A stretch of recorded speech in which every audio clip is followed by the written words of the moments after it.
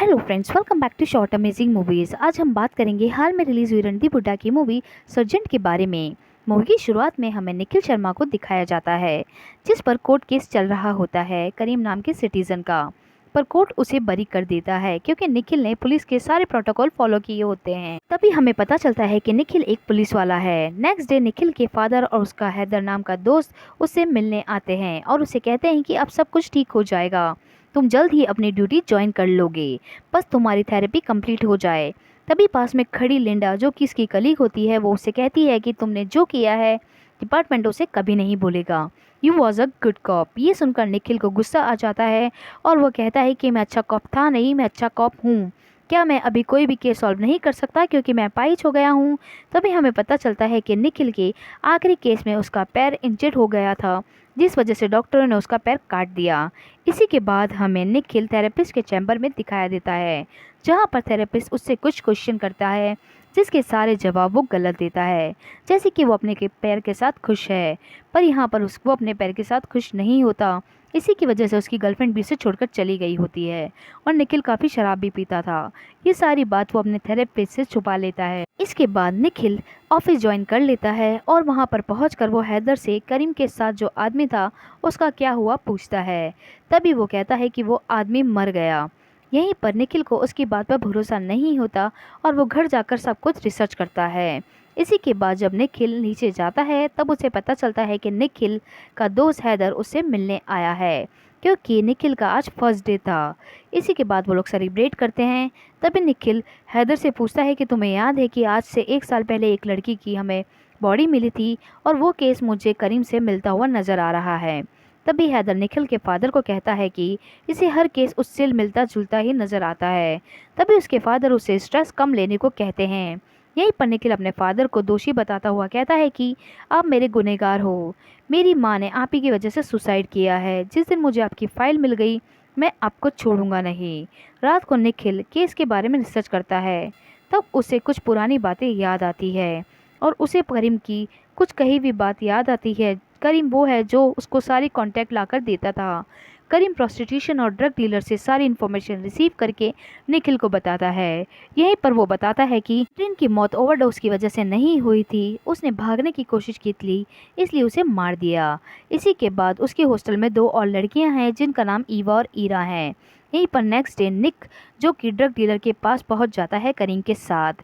यहाँ पर वो करीम को डीलर के पास जाने को कहता है और हैदर को कॉल करके वहाँ पर बुलाता है।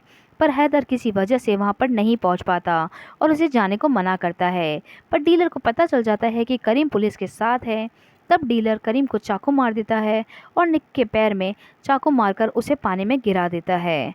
तभी निखिल प्रेजेंट डे में आ जाता है और अपने फ्रेंड को कॉल करके ईवा और ईरा की कॉल चैट डिटेल्स अपने फ़ोन पर मंगाने की बात करता है। यहीं पर वो सारी डिटेल्स अपने फ़ोन में लेकर उस एड्रेस पे पहुंच जाता है जहां पर ईवा और ईरा को बुलाया जाता है। यहां पर जैसे ही वो पहुंचता है और वहां पर पहुंचकर वो रिसेप्शन पे ईरा और ईवा के नाम की इन्फॉर्मेशन रिसीव करता है, पर वहां पर नैथली नाम की लड़की उसे कोई भी इन्फॉर्मेशन देने के लिए अलाउ नहीं करती है और उसे वहां से भगा देती है। इसी के बाद निखिल घर जाकर नैथली नाम की लड़की की सारी डिटेल चेक करता है। वहाँ पर उसे एक वीडियो दिखाई देता है जिसमें नैथली के बारे में सब कुछ होता है, जिसमें बिजनेस लोकेशन, जो कि लोका फाउंडेशन की वजह से लड़कियों को कुछ एजुकेशन मिल रही होती है। अगले सीन में नैथली के पास एड्रेस पे पहुंचकर निक उसे बोलता है कि मुझे पता है कि तुम किन लोगों के लिए काम करती हो, मैं तुम्हें यहाँ से निकाल सकता हूँ। तब नैथली बोलती है कि मुझे नहीं पता तुम किस बारे में बोल रहे हो। इसी के बाद निक हैदर को कॉल करके बोलता है कि तुम मेरे साथ चलो नैथली को पकड़ने और पूछताछ करने। तभी वो उसे मना कर देता है, पर यहाँ पर निक उसे इमोशनल करके ले जाता है। तब जब वो जैसे ही नैथली के घर पर पहुँचते हैं तब उन्हें पता चलता है कि वहाँ पर नैथली नाम की कोई लड़की नहीं है, कोई और लड़की पहले से ही रह रही है। और वो यहीं पर होटल में जाके सारी इन्फॉर्मेशन कंफर्म करते हैं जहाँ पर नैथली का कोई नामो निशान नहीं होता। तभी हैदर और निक की लड़ाई हो जाती है, जिस वजह से निक ज़मीन पर गिर जाता है। तभी निक उस रात को काफ़ी दारू पीता है और निक अपने फादर की सारी बातें उसके याद करता है। यहीं पर हैदर जब उसके घर आता है तब वो कहता है कि तुमने कितना पैसा लिया है तुम बताओ। तभी वो दोनों हाथापाई कर लेते हैं और निक बाद में वहाँ से जाकर बस स्टॉप के रेस्ट रूम में बैठ जाता है और अपनी गर्लफ्रेंड को याद करने लगता है। और उसी के बाद वो पुलिस स्टेशन के सामने जाकर काफ़ी गला बुला बोलता है, जहाँ पर उसे मॉर्निंग में लिंडा सस्पेंड कर देती है। तभी वो नशे में अपनी वॉइस नोट में अपनी गर्लफ्रेंड, जो कि पुरानी गर्लफ्रेंड होती है, सारी डिटेल्स भेजता है और मॉर्निंग में उसे सॉरी कहता है। इसी के बाद हैदर निखिल के पास आता है और उसे कहता है कि तुम अपने फादर की इज्जत करो, क्योंकि मैं अपने फादर को खो चुका हूँ।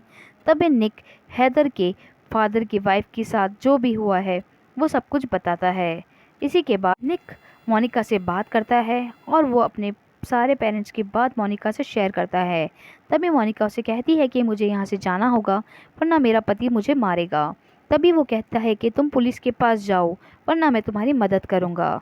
इसी के बाद वो लोग काफ़ी बातें करते हैं और एक दिन मोनिका उसके घर आ जाती है और वो दोनों एक साथ इंटीमेट हो जाते हैं।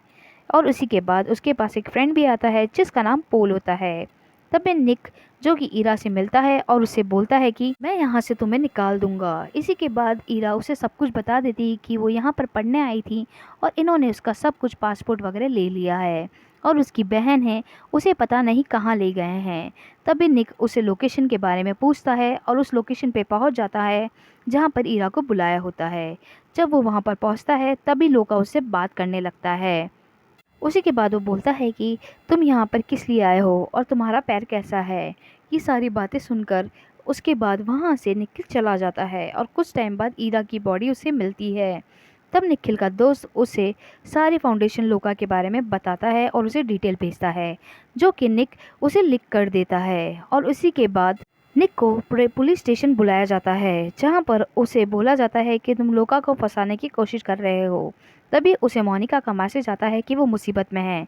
जैसे ही निक वहाँ पर पहुँचता है तब तक मोनिका की मौत हो चुकी होती है। तब वो रात को मोनिका के घर जाकर उसके हस्बैंड को मार देता है और वहीं पर उसे मोनिका की केस की फाइल मिलती है। जब वो उस फाइल को वो देखता है तो उस वीडियो में पाता है कि मोनिका को मल्टीपल डिसऑर्डर था, जिस वजह से वो खुद को मारती थी।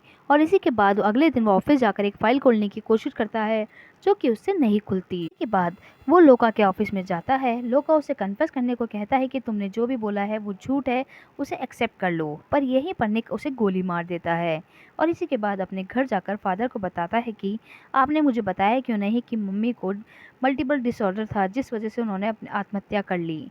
यहीं पर उसके फादर उसे कहते हैं कि तुम अपनी मम्मी से बहुत प्यार करते थे। इसी के बाद वहाँ पर हैदर आ जाता है, जो कि निखिल को गोली मार देता है और यहाँ पर निखिल की मौत हो जाती है।